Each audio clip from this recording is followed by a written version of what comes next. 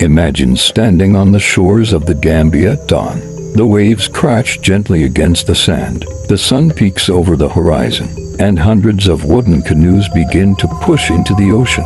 These are not just boats, they are lifelines. Every paddle stroke, every net cast, carries the hope of feeding families and sustaining communities. But today, the sea is no longer just a provider. It has become a battlefield, a war zone where African fishermen, armed only with their wooden canoes and courage, clash with massive steel trawlers from distant nations. This is the untold story of the Gambia Sea War. For generations, fishing has been at the heart of Gambian life. Fish is not just food here, it is identity, culture, and survival. Nearly half of the country depends on the ocean in one way or another. But in recent years, foreign industrial vessels have moved closer and closer to these shores. Ships the size of floating buildings, equipped with nets so vast they can sweep entire schools of fish in one drag. They come from Europe, China, and beyond,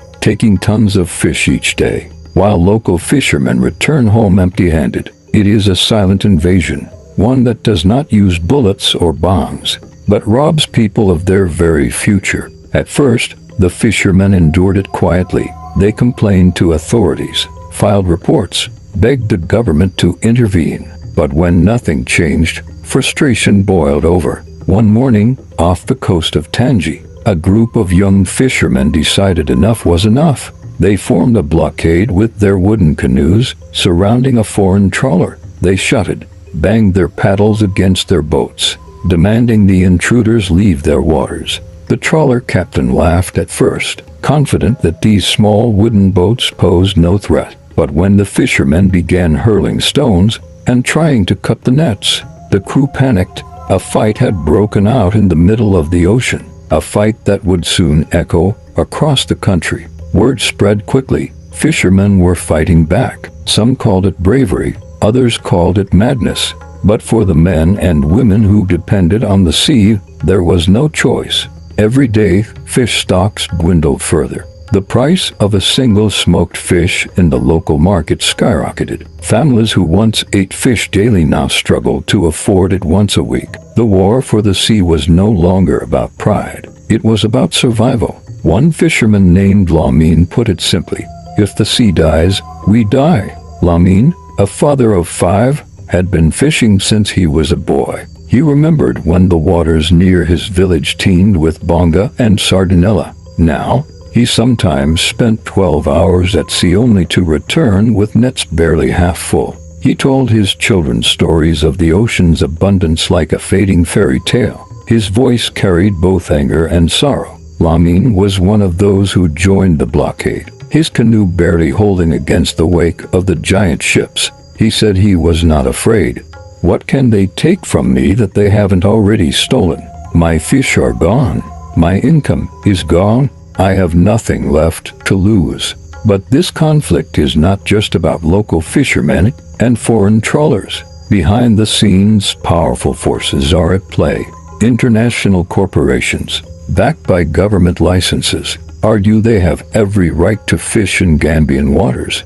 Deals are signed in boardrooms far away, in Brussels, in Beijing, in places the average fisherman cannot even locate on a map. Corruption seeps into the system, as licenses are granted in exchange for quick money, while the people who actually live by the sea are left voiceless. It is a modern-day scramble for Africa, played out not on land, but in the waves. Yet, the fishermen are not alone. Activists, journalists, and environmental groups are raising alarms. They warn that if industrial overfishing continues, entire ecosystems could collapse.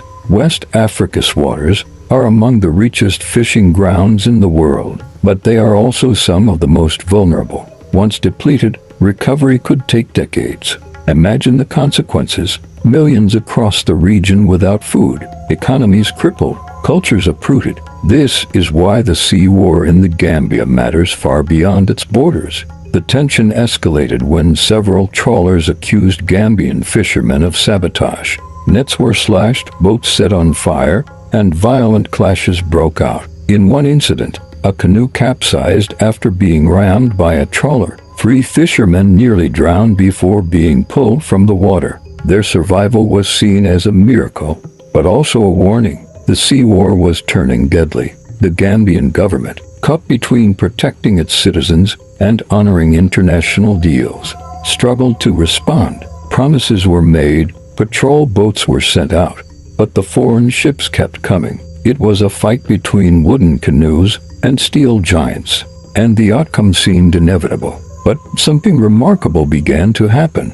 The courage of the fishermen inspired others. In villages along the coast, young men and women organized protests on land. Mothers carried banners demanding protection for their children's future. Elders reminded the government that the sea belonged to the Gambia, not to outsiders. International media picked up the story, shining a spotlight on the David and Goliath struggle taking place in West African waters. What began as a desperate act by a few fishermen had become a symbol of resistance for an entire nation. And then came the question, whose side are you on? The foreign trawlers claim they bring jobs and trade. They argue that without their industry, fish would rot in the sea wasted. But on the other side, local fishermen say they only take what they need, while foreign ships strip the ocean bare. For them, it is not just about economics. It is about dignity, culture, and sovereignty. When Wamin throws his net into the water, he is not just fishing. He is preserving a way of life passed down from his ancestors. When the trawler captain drops his massive nets, he is feeding a market thousands of miles away, 2 worlds colliding in the same waters. The sea war continues, each side determined not to yield. Some believe international cooperation is the only solution. Stricter laws, better enforcement, sustainable fishing agreements that put locals first. Others believe nothing will change until the people themselves take full control of their waters, no matter the cost. And as the sun sets on another day in the Gambia, fishermen haul their boats onto the sand, their faces tired but defiant. They know tomorrow they will push back into the waves again, because to abandon the sea is to abandon life itself. This is not just a story about the Gambia. It is a story about Africa's future. Who controls the oceans? Who benefits from the wealth beneath the waves?